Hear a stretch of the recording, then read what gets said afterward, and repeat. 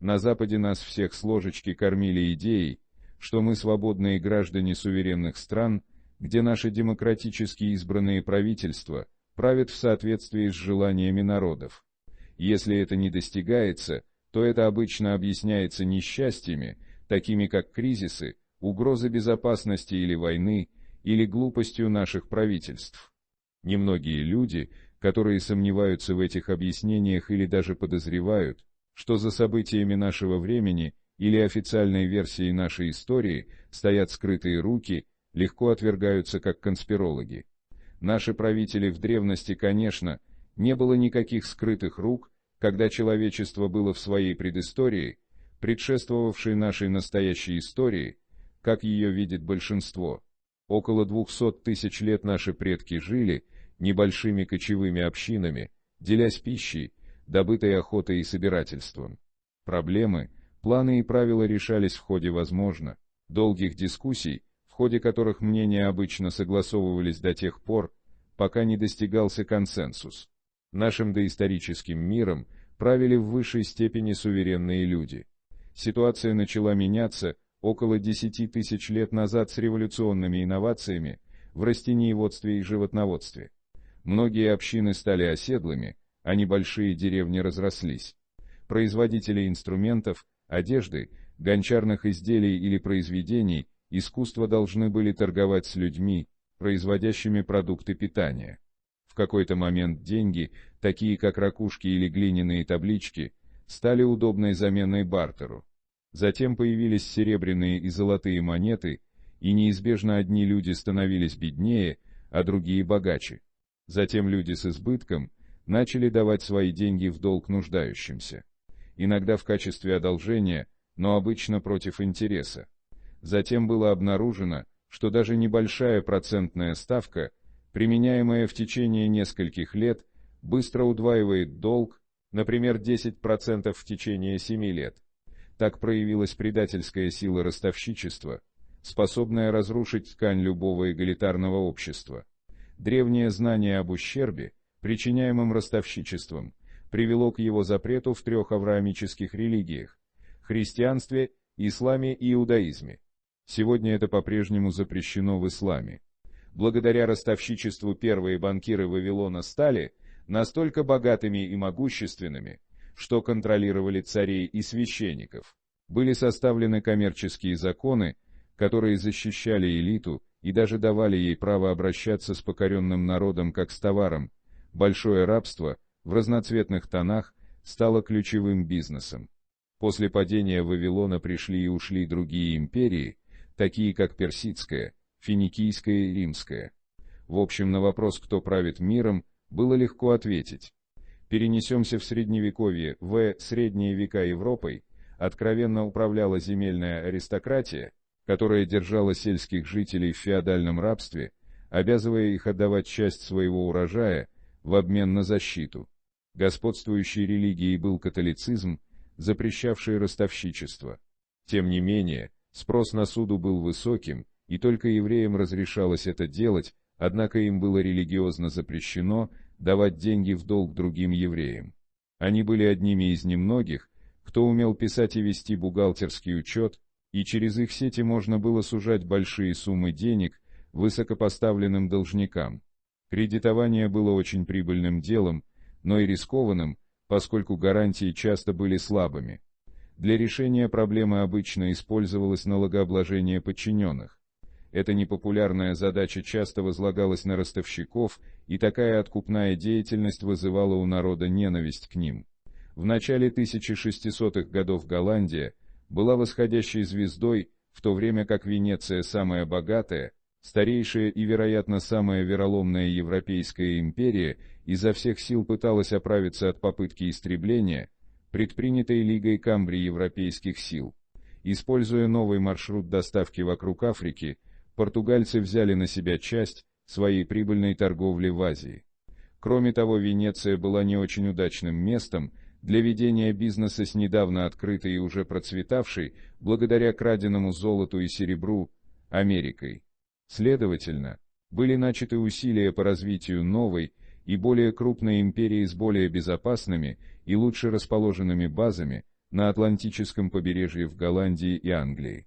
Эти протестантские земли были благоприятны для ростовщичества и таким образом представляли собой многообещающую основу для развития новой, менее рискованной кредитной системы.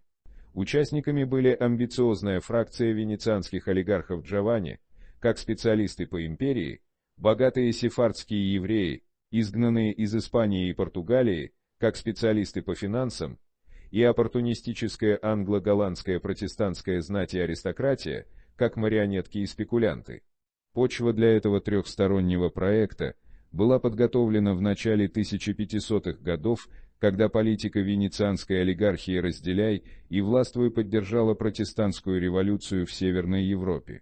Венеция также помогала новой протестантской Голландской республике в ее длительной борьбе с католической Испанией 15 681 648 годы, а позже сыграла тяжелую руку в разжигании катастрофической 30-летней войны между европейскими протестантами и католиками 16 181 648 годы. Венецианские и сефардские капиталы знания были важной движущей силой британских и голландских компаний в Ост-Индии, основанных около 1600 года, а венецианский банковский опыт был передан голландской Венеции, как Банк Амстердама, 1609 год. Акции этих и других компаний торговались на Амстердамской и Лондонской фондовых биржах. Амстердам даже предлагал опционы call и put, что привело к огромному коллапсу тюльпанового пузыря в 1637 году. С небольшой помощью сефардов и венецианцев крошечная Голландская республика катапультировалась в глобальную империю и ее золотой век. Тем временем Британию готовили к ее будущей роли гораздо более крупной и безопасной базы. Обе страны переняли венецианскую торговлю рабами, серебряными и золотыми слитками, наркотиками, а также активно занимались пиратством и колонизацией дальних земель для распространения христианства. Позднее, в XVII веке венецианско-сефардское спонсорство позволило Оливеру Кромвелю захватить Британию. Они также финансово поддержали дорогостоящую армию вторжения во главе с голландской марионеткой Вильгельмом III Оранским, которая привела к свержению короля Англии Якова II, известному в истории как «Славная революция» 1688 года. 6 лет спустя Банк Англии был создан как частный банк с монополией на эмиссию денег в качестве долга, приносящего проценты. Очень быстро воинствующий Уильям заставил государство задолжать новый банк. В то же время были приняты налоговые законы, гарантирующие погашение долга государством и устраняющие риски для банкиров. Конечно, государство могло бы производить свои собственные деньги, не выплачивая проценты и не облагая налогом свой народ, но это явно не было частью сделки, заключенной коррумпированными губернаторами. Результатом стала тяжелая, но скрытая золотая корона трехстороннего предприятия, начатого почти 2 века назад. Банкиры были новыми правителями мира, но впервые в истории они были невидимы для народа. Отныне ростовщичество было скрыто и постепенно распространено на всех граждан, в том числе и на тех, у кого нет банковских кредитов. С помощью голландского финансового капитала Великобритания вскоре стала доминирующей мировой державой и каналом для широко распространенных международных систем ростовщичества, как явных, так и тайных. Единственным исключением были некоторые мусульманские страны, одна из причин, почему их уничтожают после 11 сентября.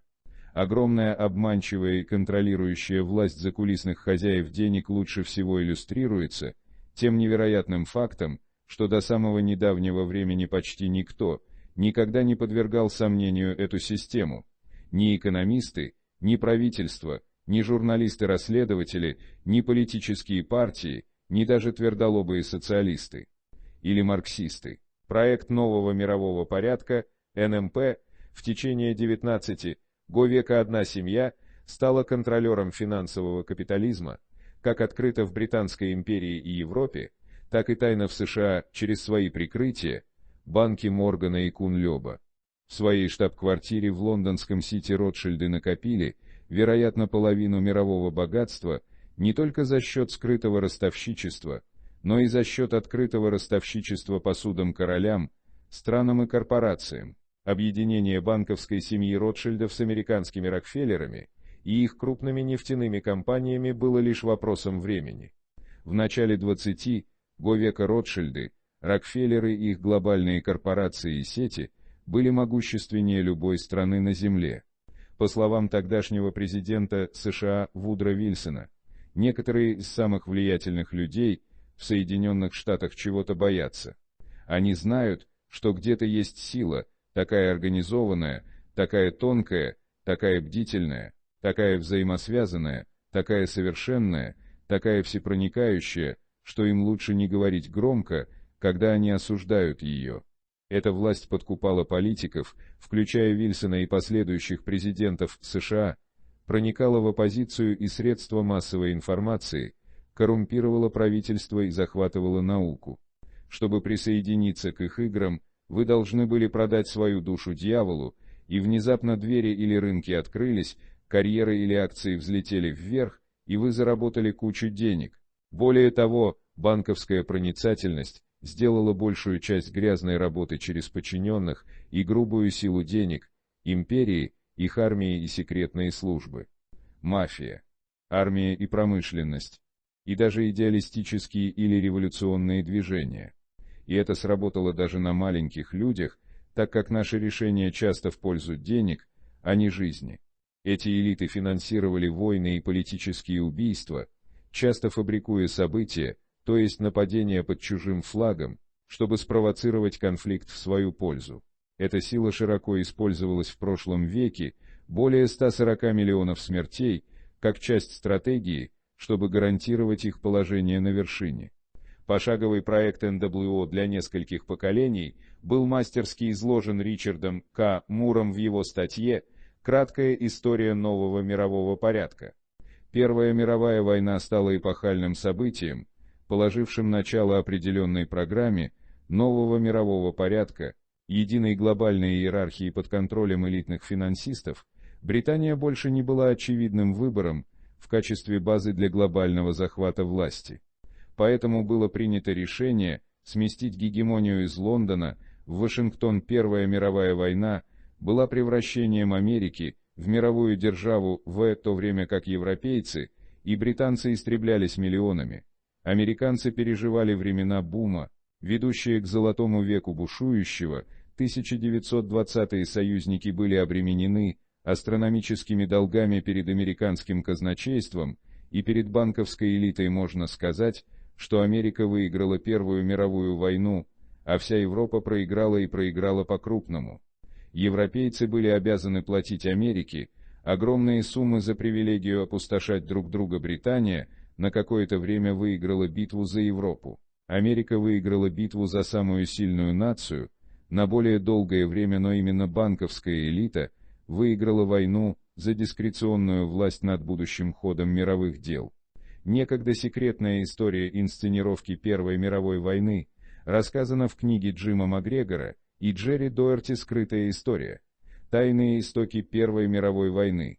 Седьмую операцию готовила секретная элита Британской империи. На случай, если спусковой крючок в Сараево не сработает, имелся запасной сценарий: внезапное обнаружение немецкого оружия, которое они контрабандой ввезли в Ирландию. Нефтяные компании, контролируемые Ротшильдами и Рокфеллерами, могли бы сразу отключить Германию и ее военную машину, но этого не произошло. Когда в 1915 году нехватка продовольствия угрожала остановить войну Германии, банкиры быстро гарантировали им массовые поставки через фальшивую бельгийскую комиссию по оказанию помощи, возглавляемую их агентом и филантропом Гербертом Гувером, который впоследствии стал президентом США. Таким образом, геноцид может продолжаться, в результате чего 17 миллионов человек погибнут и 20 миллионов будут ранены, часто сильно искалечены. Естественно, макиавеллийские банкиры никогда не допустят, чтобы хороший кризис пропал даром. С той же наглостью они помогли спровоцировать другие важные проекты НWО под прикрытием Первой мировой войны, такие как большевистская революция в России, Лига наций, предшественница, Организации Дружных Наций и Декларация Бальфура, открывающая проект сионистского Израиля. После войны тысячи агентов были задействованы в масштабной операции по сокрытию, снова под руководством Герберта Гувера, который заполнил свой новый институт в Стэнфордском университете документами со всех уголков Европы. В начале 1920-х годов он участвовал в очередной гуманитарной операции по спасению Советского Союза от голодной смерти, одновременно сохраняя будущего заклятого врага.